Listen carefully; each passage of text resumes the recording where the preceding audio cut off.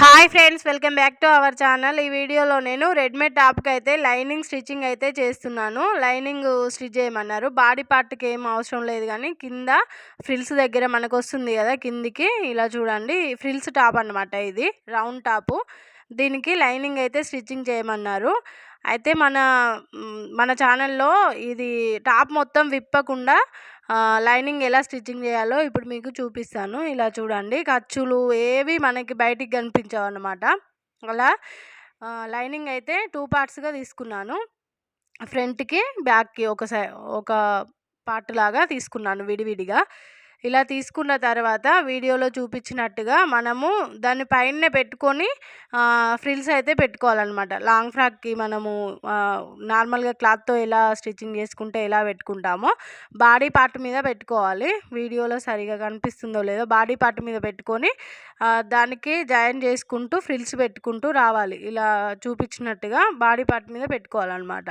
పెట్టుకొని రివర్స్గా ఇలా పెట్టుకున్న తర్వాత ఫ్రిల్స్ పెట్టుకుంటూ రావాలి.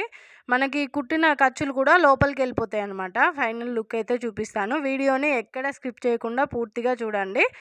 ఇలాంటి టిప్స్ ఎన్నో మన ఛానల్లో వస్తూ ఉంటాయండి. మన ఛానల్ని సబ్స్క్రైబ్ చేసుకొని, ఈ వీడియో కనుక మీకు నచ్చినట్టయితే లైక్ చేయండి.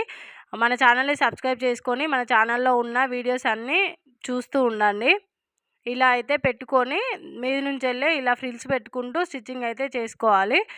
ఇలా చూపిస్తున్నాను. మొత్తము చూపిస్తే వీడియో లెంతీ అవుతుందని నార్మల్గా ఇలా చూపించాను. ఫైనల్ లుక్ అయితే చూపిస్తాను చూడండి. ఇలా ఫ్రిల్స్ అయితే పెట్టుకోవాలి.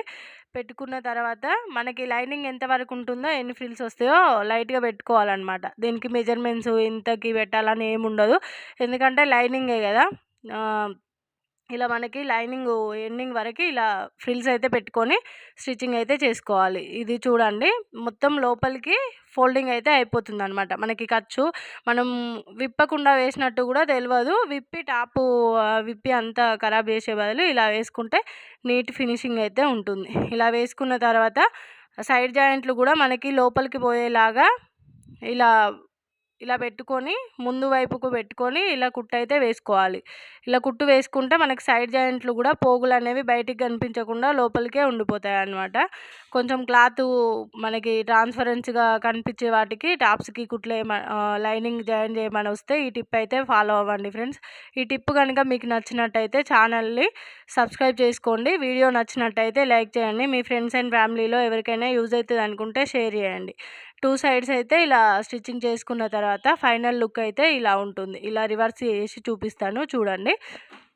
ఇలా ఉంటుందన్నమాట. మనకి పైన నడుము దగ్గర కూడా ఎక్కడ ఖర్చులు అనేవి కనిపించవు, కింద కూడా ఎక్కడ కనిపించవు అనమాట. మొత్తము సైడ్ జాయింట్లు కూడా మొత్తం ఖర్చులు అనేవి మొత్తం లోపలికే ఉంటుంది. ఫైనల్ లుక్ అయితే ఇలా ఉంటుంది. ఒకసారి చూడండి, ఇలా నీట్గా ఉంటుందన్నమాట.